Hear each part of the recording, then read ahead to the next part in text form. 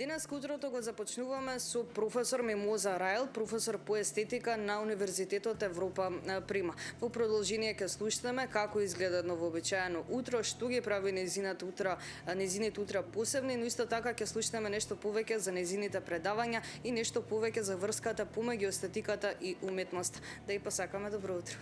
Добро ве најдов. На самиот почеток ќе прашам дали ги сакате утрата и што ги прави вашите утра посебни?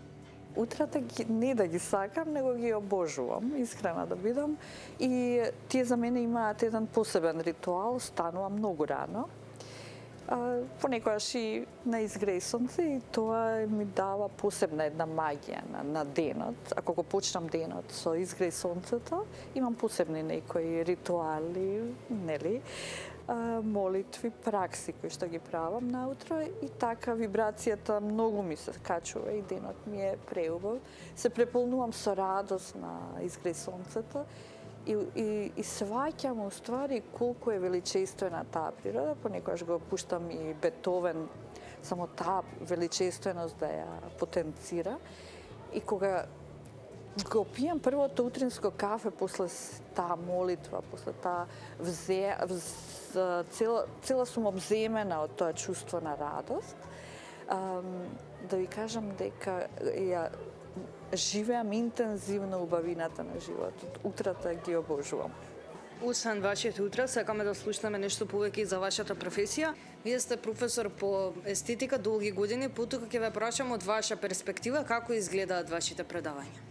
Може би треба и студентите да кажат, меѓутоа тие предавања не се класични предавања, него се духовни сеанси. Ние таму одиме во некој друг свет и да ви кажам искрено, никако не можеме да се одвоиме. Толку се одлепуваме од едно сивило на стварноста, на оваа реалност, која што, како што вели Мирјана Бобич-Босилович, не е доволна.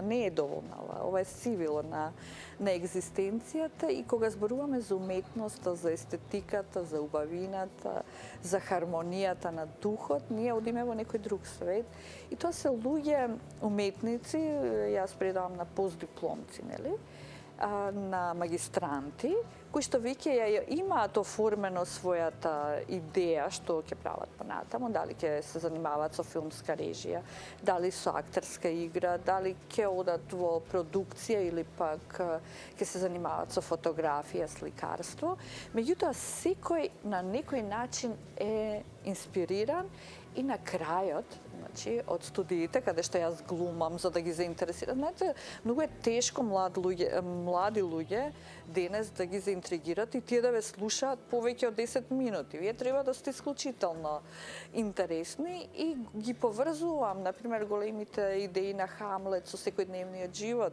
Дали всушност ние одмаздата е начин на живење, знаете, на последна сцена на Хамлет, кога сите ќе умрат и кога само ќе стане во режија на Питер Брук во Париз, таа беше Хамлет која се даваше и на крај актерот ќе праша вредеше ли еден живот да се помине во омраза, во одмазда, или пак љубовта треба да биде на кауза суи на нашето постоење.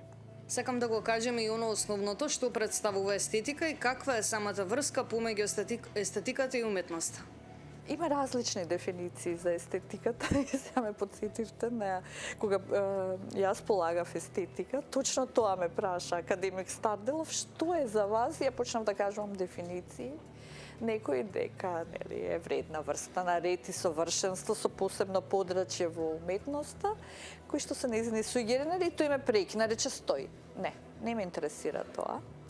Ајде кажи сега, што е естетиката за тебе? И кога ќе размисли човек, естетиката е всушност доаѓање до тајната на уметничкото дело. Кој е внатрешниот вибрацијски подпис на едно уметничко дело кога вие го доживувате?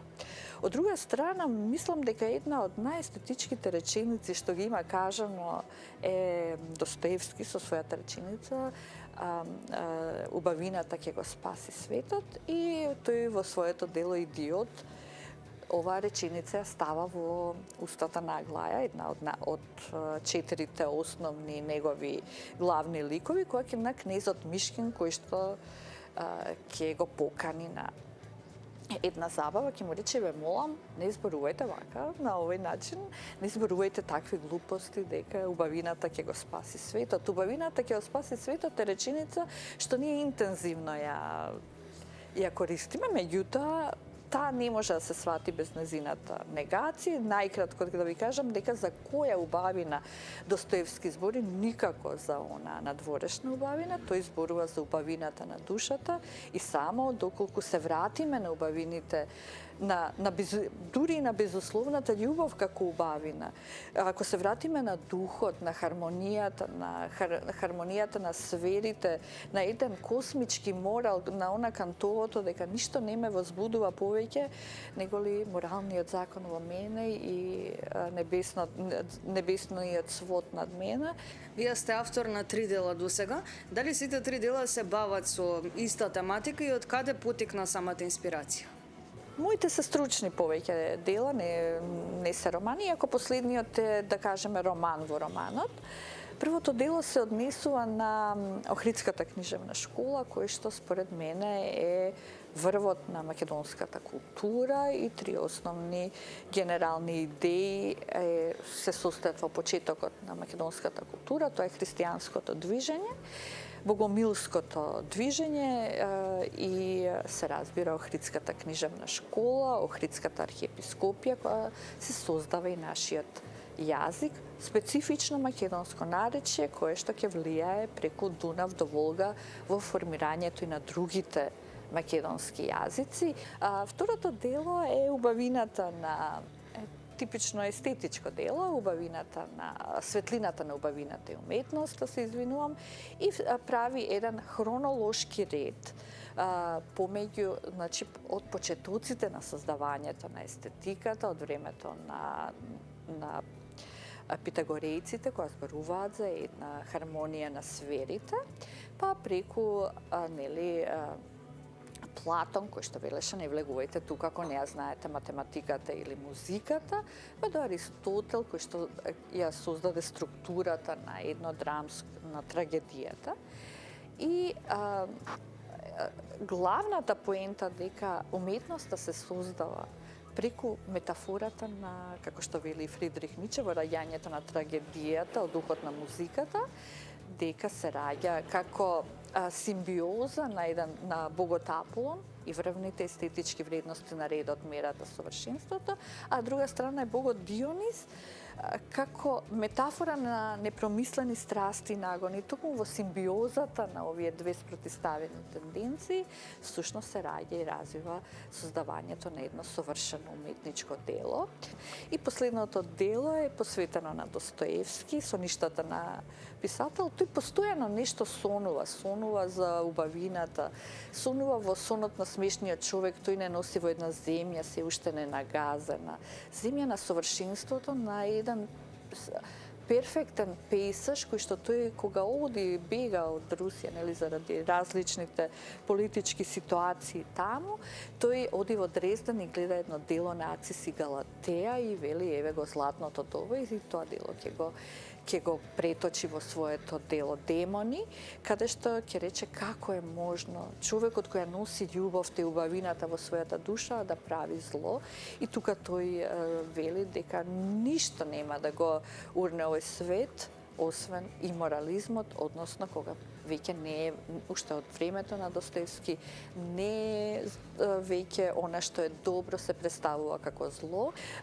Постои известна, значи, симбиоза во трите дела. Сите се занимаваат со уметноста, првата повеќе со образованието и културата, овие се типично уметнички дела, глорификација на уметноста како еден естетички чин, а тоа е чинот кога ние влегуваме внатре собствената душа и внатре од таму почнуваме да креираме, зашто ни е потребна хармонија, односно душата да нема собствени рани, зашто кога душата има рани, таа крвари и тогаш не е исхармонизирана, а дисхармонијата, што е, тоа е страдањето, а секое страдање е всушност вовед во лоши дела, во злото.